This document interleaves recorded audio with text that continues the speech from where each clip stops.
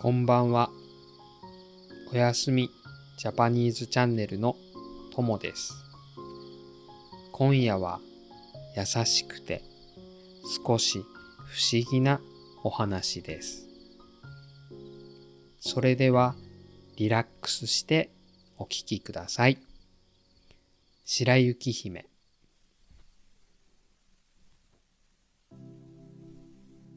昔々ある国に白雪姫という女の子がいました。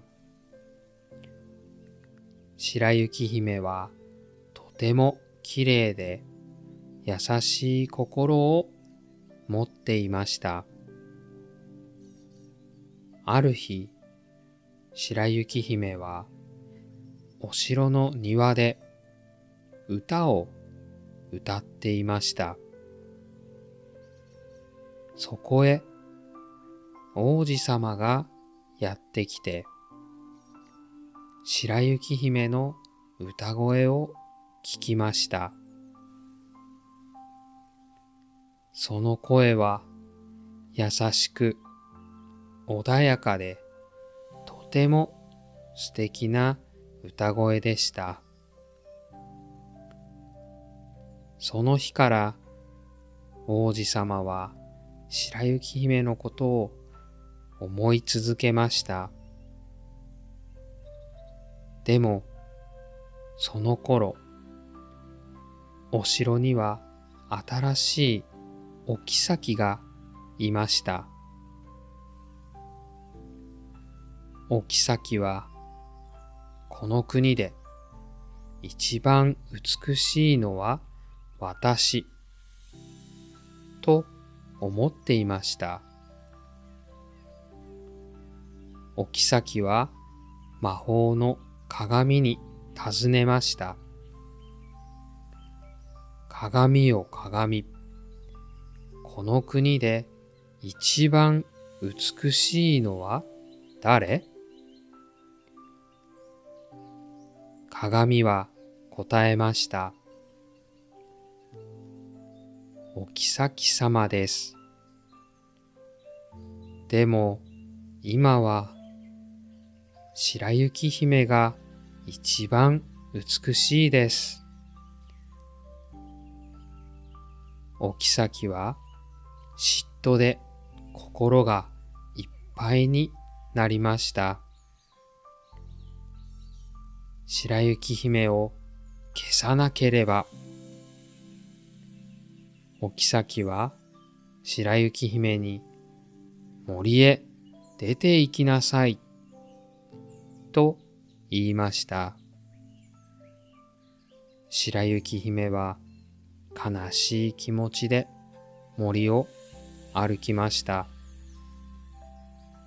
すると小さな家を見つけました。その家には心の優しい7人の小人たちがいました。小人たちは言いました。白雪姫さん、ここにいていいよ。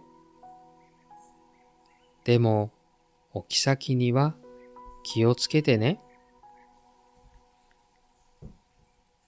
その言葉の通り、お妃は白雪姫を消そうと3回も森へ行きました。それでも小人たちが守ってくれたので、白雪姫は助かりました。そして最後にお妃は赤い毒リンゴを持っていきました。お妃はおばあさんのふりをして小人の家へ行きました。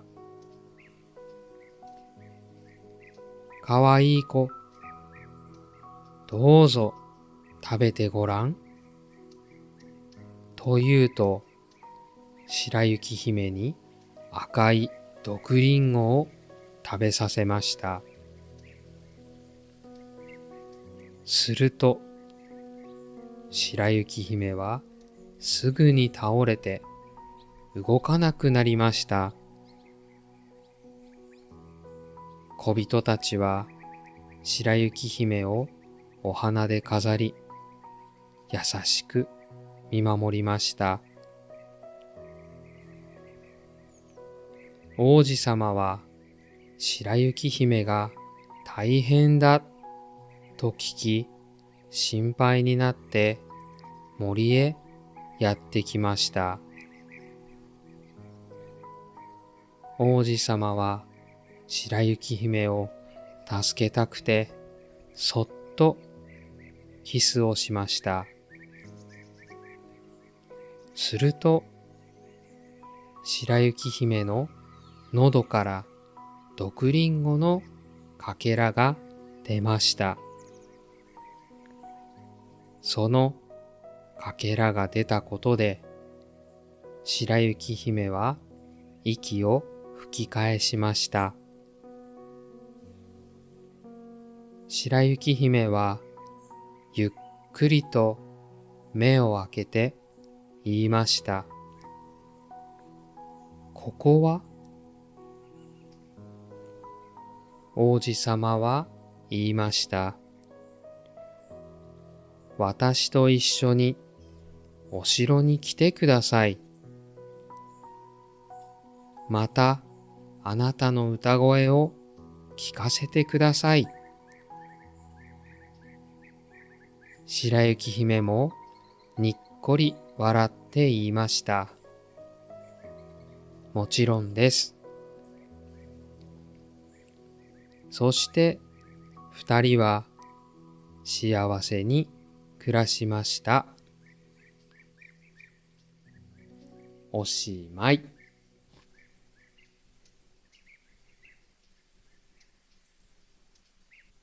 白雪姫はただ優しく信じる心を持っていました。その心が人を引きつけたのかもしれません。実は原作にはもっと怖いストーリーや不思議な場面もあったんですよ。でも今日は優しく心に残る白雪姫をお届けしました。次回は日本昔話をお届けします。それではまた次の動画でお会いしましょう。おやすみジャパニーズチャンネルでした。おやすみなさい。いい夢を。